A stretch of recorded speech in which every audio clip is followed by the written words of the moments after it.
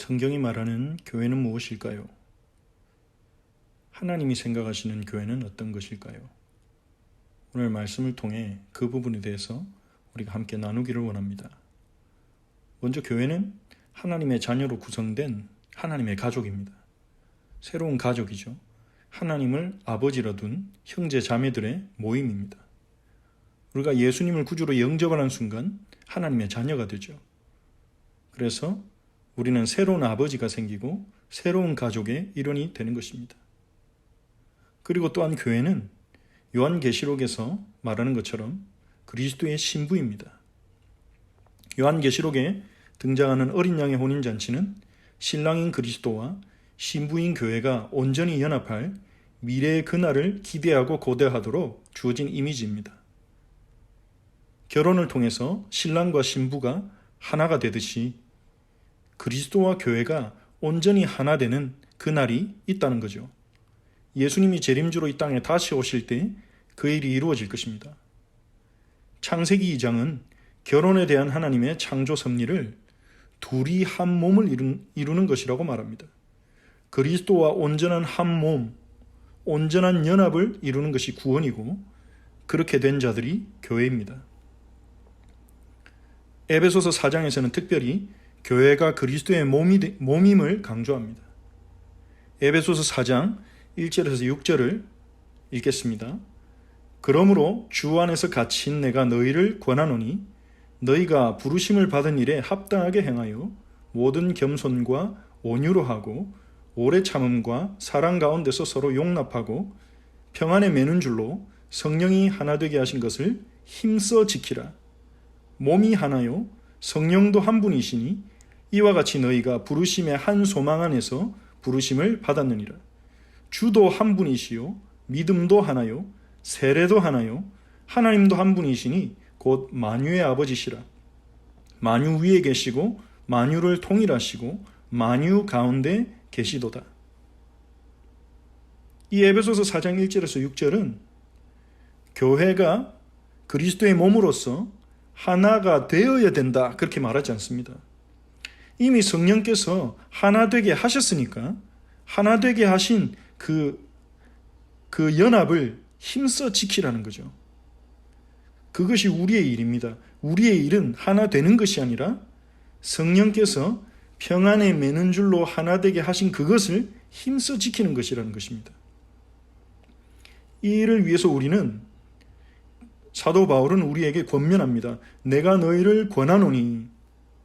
우리에게 강력하게 바울이 권하는 것은 우리가 부르심을 받은 일에 합당하게 행하는 것입니다.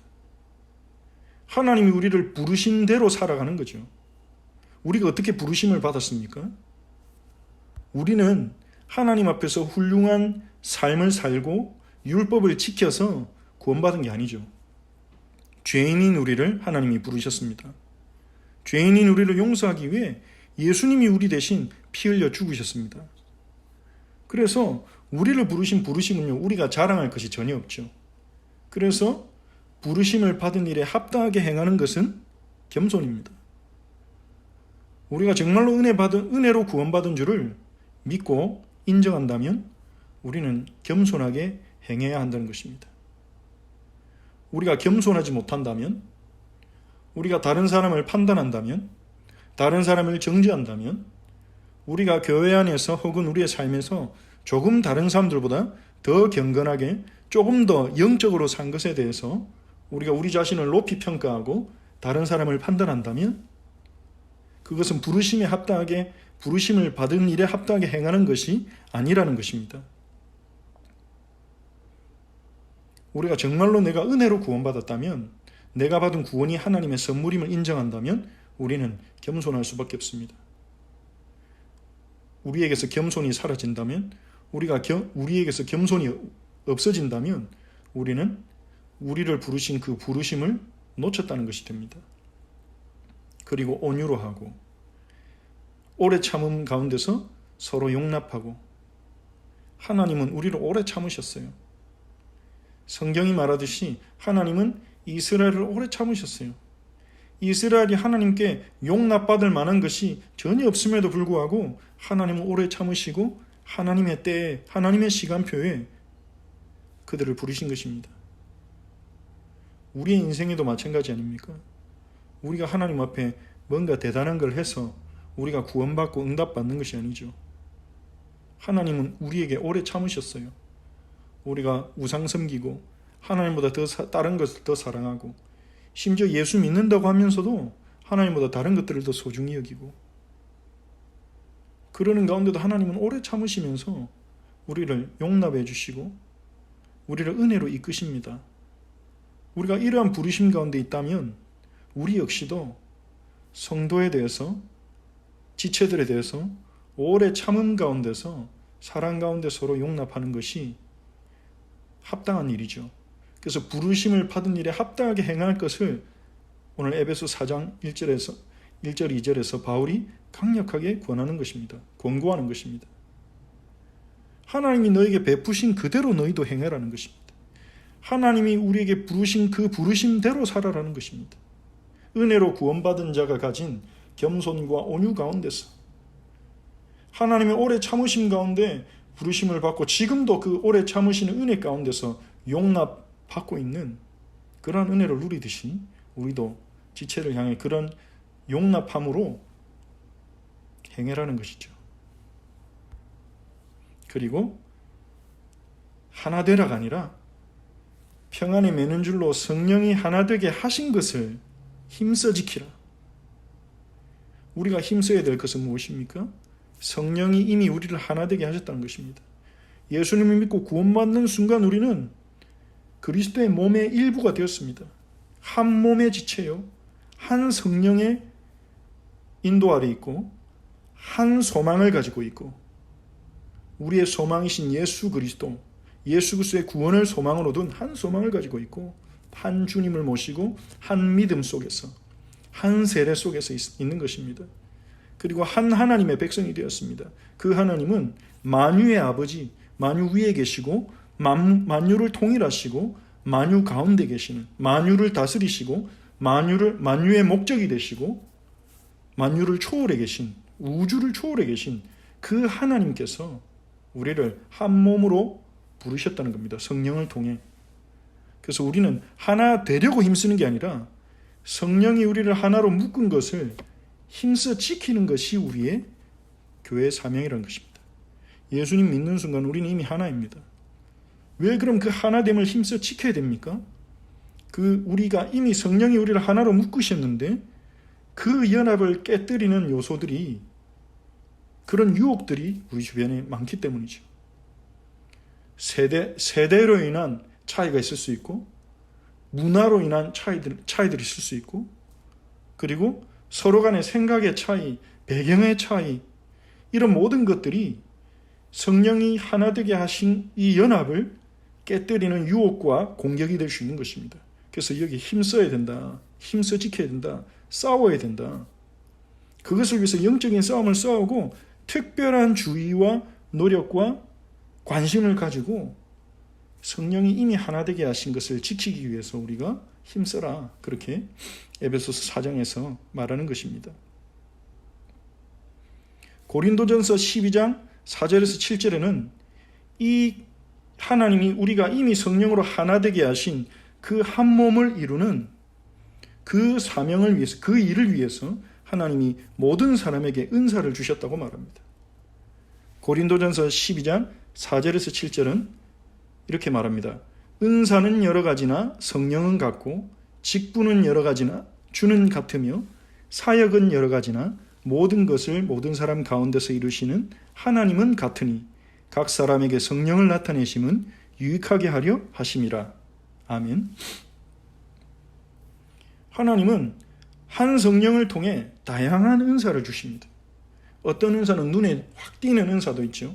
말씀을 가르치는 은사라든지 특별하게 드러나는 은사들이 있지만 별로 표시 안 나고 사람들이 볼 때 대단해 보이지 않는 은사들도 있습니다. 남을 섬기는 은사, 위로하는 은사, 어려운 사람 찾아가서 기도해주는 은사, 이런 은사들은 다른 사람들이 볼 때 표시나지 않는 은사들도 있습니다. 어떤 은사들은 사람들이 볼 때 나도 저런 은사를 가졌으면 좋겠다, 그런 부러움을 주는 은사들도 있지만 전혀 표시나지 않고 늘 수고하는 그런 은사도 있습니다. 로마서 16장에도 여러 명의 제자들을 바울이 언급하면서 그 중에 주 안에서 수고한 자라고 불리는 몇 명의 자매들이 있습니다. 인간적인 기준으로 보면 그런 은사는 어쩌면 안 가지고 싶어하는 은사일지도 모르죠. 하지만 그 은사 역시도 성령이 주신 것이고 성령이 주신 것이죠. 그리고 여러 가지 직분이 있습니다. 하지만 그 직분을 가지고 모시는 주는 같다. 우리가 교회 안에서 여러 가지 사역을 할 수 있지만 그 사역을 이루시는 분은 하나님이시다. 그렇게 말하면서 하나님이 각 사람에게 이러한 성령의 역사를 나타내심은 은사를 통해 직분을 통해 사역을 통해 성령의 역사를 나타내심은 유익하게 하려 함이라. 누구를 유익하게 하는 것입니까? 그리스도의 몸을 유익하게 하려 함이라. 즉 그리스도의 몸된 지체들을 서로 사랑하고 돌볼 수 있도록 주신 것입니다. 은사는 나를 부각시켜주고 나를 높여주기 위해서 나를 높이도록 자랑하도록 하는 은사를 주신 게 아니라 내가 섬김을 받도록 직분을 주신 게 아니라 내 만족과 나의 유익을 위해 사역을 하게 하시는 것이 아니라 그리스도의 몸된 지체를 사랑하고 돌보도록 주신 것이라는 것입니다. 하나님이 주신 그러한 은사와 직분과 사역 가운데 더 훌륭하고 더 모자라고 그런 것은 없습니다. 고린도전서 12장 12절에서 20절에 몸은 하나인데 많은 지체가 있듯이 몸의 지체가 한 몸임과 같이 그리스도도 그러하다 그렇게 말합니다. 몸은 하나인데 우리 몸에 여러 가지 지체들이 있죠. 눈도 있고 코도 있고 입도 있고 발도 있고 손도 있고 각각의 역할이 다른 것입니다. 하나님은 그 각각에게 역할을 주셨습니다. 하나라도 없으면 몸을 유지하지 못하는 것입니다. 우리가 유대인이나 헬라인이나 종이나 자유인이나 다 한 성령으로 세례를 받아 한 몸이 되었고 교회 안에는 민족을 초월해서 유대인도 있고 이방인도 있고 종도 있고 자유인도 있고 부유한 자도 있고 가난한 자도 있고 남성도 있고 여성도 있고 하나님은 교회 우리에게 다양성을 주셨습니다. 우리 몸이 하나의 몸이지만 다양한 지체를 가지고 있듯이 하나님은 하나인데 다양성을 가지도록 이 세상을 그렇게 창조했습니다. 성경 역시도 그러하죠. 성경은 한 권의 책으로 하나님의 말씀으로 정경화되었는데 그 안에는 다양한 저자들, 다양한 작품들, 다양한 메시지들이 들어있는 것입니다. 또한 그런 다양한 장르와 다양한 말씀들이 연합해서 예수 그리스도 한 분을 가리키는 것입니다. 하나 속의 다양성 속의 하나됨, 이것이 하나님이 세상을 창조하신, 디자인하신 방법이죠. 그리스도의 몸된 교회 역시도 마찬가지입니다. 성경과 같이 그리스도의 몸 역시도 하나의 몸인데 여러 가지 지체가 있습니다. 그 지체들이 연합해서 하나를 이루게 하셨습니다. 그래서 한 사람도 쓸모없는 사람이 없고 한 사람도 부족한 사람이 없고 한 사람도 더 훌륭한 사람이 없습니다. 다 귀중한 지체들이라는 것입니다. 그게 교회입니다. 한 성령을 받아 한 몸이 되었고 각자의 역할이 있고 각자 한 사람 한 사람이 다 소중한 것입니다. 바울은 고린도전서 12장 12절에서 20절에서 말합니다. 몸에 눈만 있으면 어떻게 들을 것이며 몸에 귀만 있으면 어떻게 볼 것이며 하나님이 그렇게 창조하시지 않았지 않냐 사람의 몸을.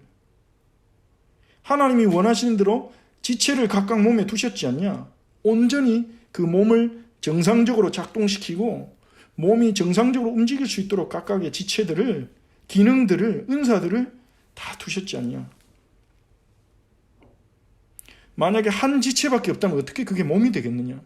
손밖에 없다면, 발밖에 없다면 어떻게 몸이 되겠느냐. 지체는 많으나 몸은 하나다. 이게 교회라는 것입니다. 그래서 세상적인 세상에서는 어떤 이익을 내고 다른 사람 보기에 좀 화려하게 나타나는 그러한 기능들이 각광을 받죠. 좀 세상에 수요가 많은 그런 우리가 직업이나 어떤 일을 할 때 더 인정을 받고 좀 수요가 없거나 좀 이익이 되지 않는 그런 일들이나 일자리나 어떤 직업들은 사람들이 볼 때 별로 인정을 못 받는 그런 일들이 세상에서는 있지만 교회는 그렇지 않다는 것입니다. 한 몸을 이루는 각각의 지체들로서 각자가 소중하고 한 사람 한 사람이 소중하고 그 한 사람 한 사람이 자기에게 주신 그 은사를 서로를 위해서 지체를 위해서 사용할 때 성령이 주신 그 은사를 개발하고 한 몸 된 공동체를 위해 서로를 위해 사용할 때 그것이 연합해서 한 몸을 이룬다는 것입니다.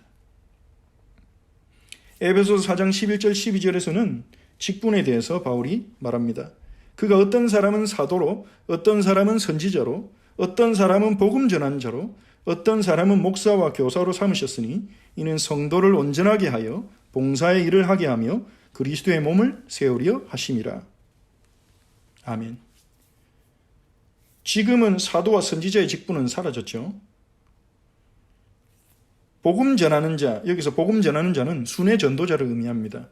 지금도 이제 한 교회에 목회하기보다는 지역을 순회하면서 복음 운동하시는 그런 선교사님들이나 사역자들이 있습니다. 그리고 목사 같은 경우는 어떤 한 지역을 맡아서, 한 회중을 맡아서 목회하는 그런 영적 지도자를 말하는 것이고, 교사는 이제 말씀을 가르치는, 신학교에 있는 교수님들도 이제 교사의 직분이라고 볼 수 있겠죠. 신학교에서 신학을 가르치는 그 교수님들이나 신학 교수나, 그리고 교회 안에서 또 말씀을 가르치는 그런 교사의 직분 역시도 포함된다고 볼 수 있습니다. 이런 하나님이 사도, 선지자, 전도자, 목사와 교사의 직분은 이런 성도를 온전하게 하도록 하나님 주신 특별한 직분이라고 말하는 것입니다. 그래서 목사와 교사를 통해서 하나님은, 즉 목사와 교사는 어떤 직분입니까? 하나님의 말씀, 성경을 가르치고 성경을 선포하고 성경을 읽게 하고 성경을 묵상하게 하는 직분이죠. 하나님의 말씀으로 성도들이 온전하게 되도록, 무장하도록, 훈련되도록 하나님이 주신 직분이라는 것입니다. 대표적인 직분이라 이거죠. 물론 이 외에도 다양한 직분들이, 은사들이 우리 각 사람에게 주어져 있습니다. 하나님이 주신 달란트가 있습니다. 성령께서 우리에게 주신 것들이죠. 그 모든 것들은 소중한데 이 에베소 4장 11절에 12절에서 사도와 선지자와 복음 전환자와 목사의 직분을 언급하는 것은 그들이 말씀으로 성도들을 온전하게 해서 성도들이 봉사의 일을 하게 하고 그리스도의 몸을 세우려 하심이라 그렇게 말합니다. 이것은 복음 전하는 목사와 교사의 직분이 다른 직분보다 더 우월하거나 특별하기 때문에 언급하는 것이 아니라 하나님은 이 목사와 교사의 직분을 통해서 성도들이 각 온전하게 되도록, 우리를 온전하게 하는 것은 하나님의 말씀밖에 없죠. 말씀으로 온전하게 되게 하고, 그 온전하게 된다는 것은 무엇입니까? 우리가 한 몸으로서 살아가게 된다는 것입니다. 그리스도의 한 몸으로서, 그리스도의 몸의 하나의 지체로서 다른 사람과 비교하지 않고, 은사나 직분을 비교하지 않고 하나님이 내게 주신 은사를 찾고 그것을 찾아서 공동체를 섬기고 지체를 섬기고, 그것이 봉사의 일이죠. 그렇게 섬김으로 그리스도의 몸이 세워지도록, 우리가 속한 공동체가 그리스도의 몸으로서 성장하고 세워지도록 그렇게 살아가는 것, 그것이 성도가 온전하게 되는 것이죠. 하나님의 말씀을 통해서 하나님의 말씀이 가르쳐지고 하나님의 말씀이 선포될 때 성도들이 그 속에서 온전하게 되고 그들 속에 있는 은사가 발휘되고 그 은사가 발휘됨으로 공동체가 세워진다는 것입니다. 교회가 더 견고하게 세워진다는 것입니다.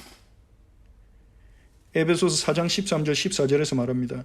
우리가 다 하나님의 아들을 믿는 것과 아는 일에 하나가 되어 온전한 사람을 이루어 그리스도의 장성한 분량이 충만한 데까지 이르리니 이는 우리가 이제부터 어린아이가 되지 아니하여 사람의 속임수와 간사한 유혹에 빠져 온갖 교훈의 풍조에 밀려 요동하지 않게 하려 함이라. 그렇게 우리가 그리스도의 몸으로 자라나갈 때 하나님의 아들을 믿는 것과 아는 일이 하나가 되어서 우리가 그리스도의 장성한 분량이 충만한 데까지 이른다는 것입니다. 이러한 우리가 하나님이 우리에게 주신 각자의 은사를 하나님의 말씀의 선포 속에서 하나님의 말씀을 통해서 은혜 받으면서 우리 각자에게 주신 은사를 우리가 찾고 그것들을 사용하고 우리 공동체가 성장하는 그 속에서 각 사람들은 그리고 그 공동체는 그리스도를 닮아간다는 것입니다. 이것이 영적 성장입니다. 영적 성장은 그리스도를 닮아가는 것입니다. 그럼 우리가 어떻게 그리스도를 닮아갈 수 있습니까? 어떻게 이러한 놀라운 영적 역사가 우리의 공동체 안에 그리고 우리의 삶에 일어날 수 있습니까? 에베소서 4장 15절 16절을 읽겠습니다. 오직 사랑 안에서 참된 것을 하여 범사에 그에게까지 자랄지라. 그는 머리니 곧 그리스도라. 그에게서 온몸이 각 마디를 통하여 도움을 받음으로 연결되고 결합되어 각 지체의 분량대로 역사하여 그 몸을 자라게 하며 사랑 안에서 스스로 세우느니라. 어떻게 우리가 하나님의 말씀을 제대로 깨달아서 하나님의 아들을 믿고 아는 일에 하나가 되어서 그리스도를 닮아갈 수 있습니까? 그 일은 우리로부터, 나로부터 시작되는 것이 아닙니다. 그리스도로부터 시작되는 것입니다. 그에게서 에베소 4장 15절 16절에 이렇게 말합니다. 그에게서 온몸이 각 마디를 통하여 도움을 받음으로 연결되고, 그리스도로부터 시작되는데 그리스도께서 어떻게 하십니까? 그리스도께서 각 마디를 통해 역사하십니다. 각 지체를 통해 역사하십니다. 한 사람 한 사람이, 그리스도께서 한 사람 한 사람, 우리 그리스도의 몸에 지체된 우리 한 사람 한 사람, 목회자뿐만 아니라 새신자까지도, 오래 믿은 사람뿐만 아니라 새신자까지도, 목회자뿐만 아니라 우리 모든 성도를 통해서 각 마디 마디가 서로 돕도록 그리스도께서 역사하신다는 것입니다. 온몸이 각 마디를 통하여 도움을 받음으로 연결되고, 여기서 각 마디는 지체, 한 사람 한 사람, 그리스도인들을 말하는 거죠. 한 사람 한 사람이 서로 도울 때 그리스도를 통해서 힘을 얻고, 그리스도를 통해서 은혜 받고, 그리스도를 통해서 내게 주신 은사를 깨달아서 서로 도울 때 그 눈에 보이지 않는 영적인 마디들이 연결되고 결합되어서 그 몸이 자라난다는 것입니다. 그 공동체가 자라나고 사랑 안에 있는 공동체로 세워진다는 것입니다. 이 말은 무슨 말입니까? 한 사람의 힘으로 되는 게 아니라는 거죠. 목회자 한 명의 힘으로 되는 게 아니라, 중직자들의 힘으로 되는 게 아니라 모든 지체들이 연합되어서 되는 일이라는 것입니다. 그 일을 시작하시는 분은 그리스도이십니다. 그 일을 주도하시는 분은 교회의 머리이신 그리스도이십니다. 우리가 구원받는 순간 성령을 통해 우리는 한 몸이 되었는데, 우리가 해야 될 일은 이제 그리스도를 붙잡고 그리스도를 통해서 오는 힘과 그리스도를 통해서 깨달아지는 내게 주신 은사를 가지고 몸의 지체로서, 각 마디로서 이 그리스도의 몸된 한 몸인 공동체를 섬기고 그 몸에 참여하는 것입니다. 그래서 각 마디들이 서로 연결될 때 그 몸이 그리스도의 몸으로서 성장하고 사랑 안에서 세워진 공동체, 헤세드 유니티가 된다는 거죠. 이것이 이렇게 그리스도를 중심으로, 그리스도를 머리로 하여 하나로 연결되어 있고 이미 하나로 묶여 있고 서로가 서로에게 영향을 끼치고 서로가 서로를 도우면서 동시에 세워져 나가는 것, 그것이 그리스도의 몸인 교회입니다. 그래서 우리가 해야 될 일은 무엇일까요? 우리가 해야 될 일은 에베소 4장 1절 6절에 말한 것처럼 이미 하나 되게 하신 것을, 이 공동체를 힘써 지키기 위해서 내게 주신 은사가 무엇인지, 내게 주신 직분이 무엇인지, 이 공동체에서 내가 해야 될 사역이 무엇인지 질문하면서 그리스도를 통해 힘을 얻는 것입니다. 그리스도께서 내게 주신 은사를 나타내시고 깨닫게 해주실 때까지, 내게 주신 직분이 뭔지 알게 해주실 때까지, 내게 주신 사역이 뭔지 알게 해주실 때까지 그리스도를 붙잡고 힘을 얻고 은혜를 받는 것입니다. 은사가 나타날 때 그걸 가지고 섬기고, 직분이 분명해질 때 그 직분을 가지고 섬기고, 사역이 분명해질, 사역이 무엇인지 알게 될 때 그 사역으로 공동체를 섬기는 것입니다. 그렇게 연결되어질 때 그 공동체가 자라난다고 말하는 것입니다. 이 일을 위해서 우리는 부름받았고, 그리고 우리가 이러한 그리스도의 몸된 지체가 될 수 있도록 예수님께서 엄청난 대가를 지불하셨습니다. 우리가 그리스도의 몸이 된다는 거 얼마나 놀라운 말입니까? 우리가 그리스도와 하나가 된다는 것, 우리가 그리스도 안에 들어가고 그리스도가 우리 안에 오신다는 것, 이것이 얼마나 엄청난 말입니까? 어떻게 우리 같은 죄인이, 우리같이 부족한 자들이 하나님과 연합할 수 있으며 그리스도와 연합할 수 있습니까?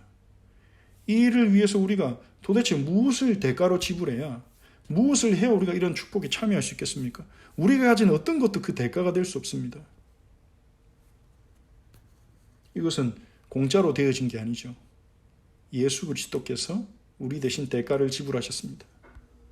자기 목숨을 십자가에서 대가로 내놓으셨습니다. 예수님의 보혈이 그 대가로 지불되었습니다. 예수님은 죄의 종인 우리에게 자유를 주시고 이제는 그리스도의 몸에 참여되는 이 엄청난 구원의 축복을 우리에게 주시기 위해서 자신의 목숨을 대가로 내셨습니다. 마가복음 10장 45절에 인자가 온 것은 섬김을 받으려 함이 아니라 도리어 섬기려 하고 자기 목숨을 많은 사람의 대속물로 주게 함이니라. 그리스도께서 대가를 지불하셔서 우리가 여기에 참여한 것입니다. 그러니 우리는 자랑할 것도 없고 감사할 일밖에 없죠. 그래서 우리가 교회임을 생각할 때마다 우리는 감사해야 할 것입니다. 어쩌다 내가 교회가 됐는가? 어쩌다 내가 그리스도의 몸의 지체가 되었는가? 어떻게 내가 이 그리스도의 몸에 참여되었는가? 어떻게 그리스도 안에서 이렇게 원바디를 이루게 되었는가? 우리가 생각할 때마다 감사해야 될 일이죠. 그러면 하나님이 우리를 이러한 원바디로 우리를 세우시는 하나님의 목적은 무엇입니까? 왜 우리를 구원하신 하나님께서는 우리가 그리스도의 몸이 되어서 각 마디가 되어서 지체가 되어서 서로 사랑하고 도우면서 성장하게 하십니까? 요한복음 17장 22절 23절에 예수님이 십자가 지시기 전에 하나님 앞에서 드린 마지막 기도라고 볼 수 있는 예수님의 대제사장적 기도에서 그 이유를, 그 목적을 우리는 발견할 수 있습니다. 22절 23절을 읽겠습니다. 요한복음 17장 22절 23절입니다. 내게 주신 영광을 내가 그들에게 주었사오니 이는 우리가 하나가 된 것 같이 그들도 하나가 되게 하려 함이니이다. 곧 내가 그들 안에 있고 아버지께서 내 안에 계시어 그들로 온전함을 이루어 하나가 되게 하려 함은 아버지께서 나를 보내신 것과 또 나를 사랑하신 같이 그들도 사랑하신 것을 세상으로 알게 하려 함이로소이다. 아멘. 예수님께서 하나님께 기도할 때 이렇게 기도하셨죠. 내가 그들 안에 있고 아버지께서 내 안에 계시어 그들로 온전함을 이루어 하나가 되게 하려 함은, 이제 목적이 나오는 거죠. 왜 주님이 우리가 하나가 되게 하십니까? 왜 주님이 우리 안에 계셔서 우리가 하나 되게 하십니까? 왜 그리스도가 교회의 머리 되셔서 한 몸을 이루게 하십니까? 그 이유는 아버지께서 나를 보내신 것과 또 나를 사랑하신 같이 그들도 사랑하신 것을 세상으로 알게 하려 함이로소이다. 하나님이 교회를 그리스도의 몸으로서 부르시고 성장하게 하셔서 그리스도를 닮게 하시고 하나 되게 하시는 이유는 예수 그리스도가 하나님이 보내신 진정한 구원자이심을 세상에 알게 하려 하는 것입니다. 그리고 교회가 하나님의 사랑을 받은 공동체임을 세상에 나타내신다는 것입니다. 즉 우리가 하나님이 주신 은사와 직분과 사역을 통해서 서로 사랑하고 서로 섬길 때, 헤세드 유니티가 될 때 세상이 그 공동체를 보고 우리를 보고 예수님이 진짜 구원자구나, 예수님이 하나님의 사랑이구나, 그리고 저 공동체는 저들은 하나님께 사랑을 받은 자들이구나, 세상이 알게 된다는 것입니다. 세상에 예수 그리스도를 나타내고 세상에 하나님의 사랑을 나타내는 방법이 바로 교회라는 것입니다. 이를 위해서 하나님이 우리를 택하시고 부르셨고 그리스도의 몸이 되게 하셨다는 것입니다. 그래서 우리는 교회로서, 교회 한 몸, 그리스도의 몸 된 교회로서 이러한 목적을 우리의 목적으로 삼고 기도해야 합니다. 우리 교회를 통해서 우리 교회는 모든 지체들이 하나님이 주신 그리스도의 은혜 안에서, 그리스도의 사랑 안에서 하나님이 주신 은사와 직분과 사역을 찾아내고 발견하고 그것을 통해서 서로 사랑하고 섬기는 공동체가 되어서 우리 공동체가 사랑 안에서 연합되어서 성장하게 하시고 그리스도를 닮아가게 하시고 이를 통해서 세상이 우리 공동체를 보고 세상이 우리를 보고 예수가 그리스도심을 알게 되고 그리고 우리가 하나님께 사랑받는 자임을 하나님이 우리를 살아계셔서 우리를 사랑하심을 세상이 알게 되도록 그래서 그리스도의 영광이 나타나고 또 그리스도가 세상에 전파되도록 우리는 기도해야 할 것입니다. 이러한 하나님의 뜻이 목적이 이루어지도록 우리 함께 기도하겠습니다.